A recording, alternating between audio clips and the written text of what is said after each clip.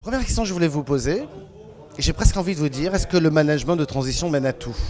C'est un peu ce que vous avez vécu, mais vous avez eu des missions de management de transition. Oui, effectivement, j'ai eu des missions de management de transition et le management de transition peut mener à différentes choses. Il peut mener bien sûr à d'autres missions, mais il peut aussi mener à des reprises d'entreprise.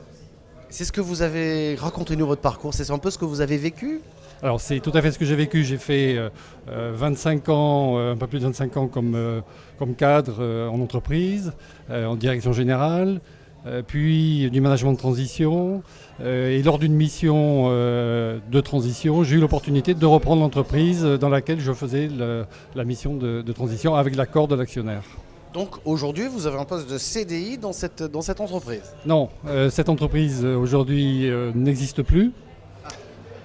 Ce sont les aléas de la reprise d'entreprise, puisque dans les reprises d'entreprise, il y a à peu près 80% d'échecs. Je parle de reprise d'entreprise à la barre du tribunal.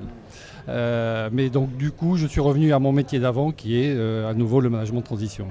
Ah ben voilà, alors ça c'est un sacré parcours. Est-ce que cette expérience, ou ces expériences pour le coup, sont de véritables atouts pour les managers de transition à qui on demande d'être productif immédiatement?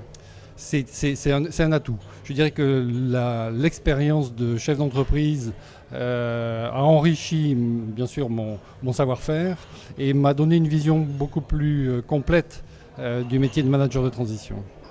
Lorsqu'on entame une mission, ou lorsqu'on vit dans une entreprise en poste de dirigeant, quelle est surtout quand on entame une mission, quelle est la principale difficulté? Elle est d'ordre technique, d'ordre organisationnel, d'ordre humain? Je dirais que c'est l'humain. C'est l'humain quand on est dans une entreprise pour la transformer ou pour la retourner. C'est d'abord écouter et ensuite expliquer, une fois que le plan a été établi, expliquer, le faire comprendre et le faire mettre en place par des équipes. Je pense que pour moi, la principale, pas difficulté, mais l'axe fort, c'est l'humain.